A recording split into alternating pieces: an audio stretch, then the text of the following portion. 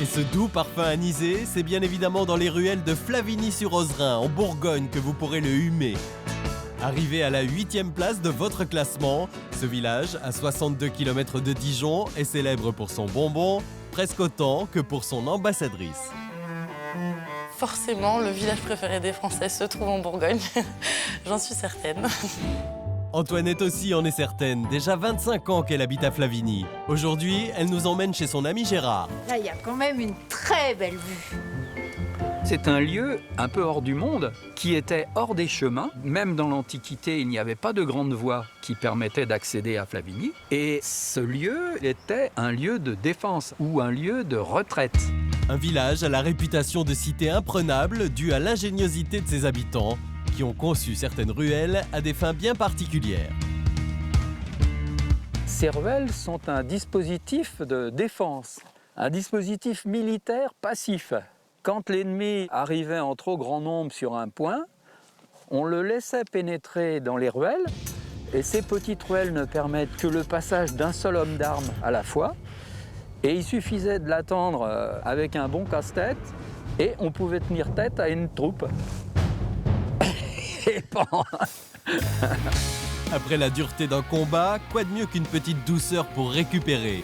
Si Flavigny est mondialement connu, c'est pour son bonbon au petit goût d'anis qui se déguste jusqu'en Chine. Bonjour Catherine, tu vas bien? Autrefois fabriqué par des moines, la grande originalité de ce bonbon, c'est qu'on le fabrique encore au sein de l'ancienne abbaye. Ouais, les anis, ils sont toujours dans l'abbaye, même si les moines y sont partis à la Révolution française. C'est parce que les gens du village, après, se sont installés dans l'abbaye comme des squatteurs, puis ils ont continué à fabriquer le bonbon.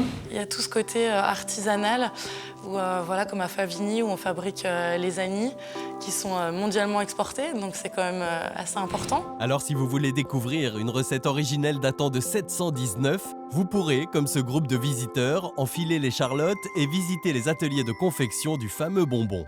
Un peu plus haut, au centre du village, de nombreuses personnes se pressent aux portes d'une ferme auberge qui ne désemplit pas de la semaine. Il y a 15 ans, des femmes d'agriculteurs, isolées dans leur ferme, ont décidé de s'associer pour vendre leurs produits.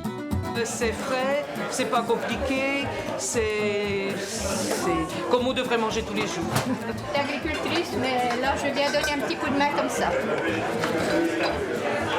Je vais passer le temps et voir du monde. Aujourd'hui, la Grange aux femmes, comme on la surnomme ici, s'est transformée en une cantine accueillante qui ravit aussi bien les habitants que les touristes. C'est vraiment merveilleux parce que nous, en Angleterre, on n'a pas ça. En plus, ces femmes ont tout préparé elles-mêmes et le service est impeccable. Vraiment, c'est merveilleux. L'authenticité est partout à Flavigny, dans les ruelles, sur les façades des maisons. Normal donc que le village ait attiré des réalisateurs. C'est comme ça que Gabi s'est retrouvée dans le film Chocolat, aux côtés de Johnny Depp et de Juliette Binoche. Cette façade, c'était la chocolaterie où Juliette et sa fille habitaient et présentaient dans la vitrine les chocolats.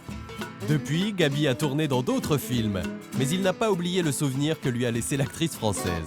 Elle était bien, Juliette Binoche. Elle était gentille. J'ai un souvenir que je l'ai embrassée là où sont les tables. Et c'est pour ça, c'est une célébrité. C'est pour ça qu'il fallait pas le rater.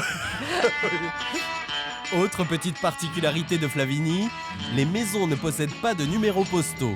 L'administration a récemment décidé d'y remédier. Chaque demeure devra donc en avoir un. Antoinette est la première à aller chercher le sien chez Monsieur Crassou, le ferronnier. D'ailleurs, on avait le choix, ou aller dans une zone industrielle ou aller dans un village. Moi, j'aime le côté humain, et c'est pour ça que je suis venu dans un village. C'était quelque chose de primordial pour moi, quoi. Voilà, votre numéro 3. Bah merci. Ah, mais c'est super. Et Antoinette est bien pressée d'aller apposer son numéro. Et voilà, j'ai mon numéro, le premier numéro de Flavigny.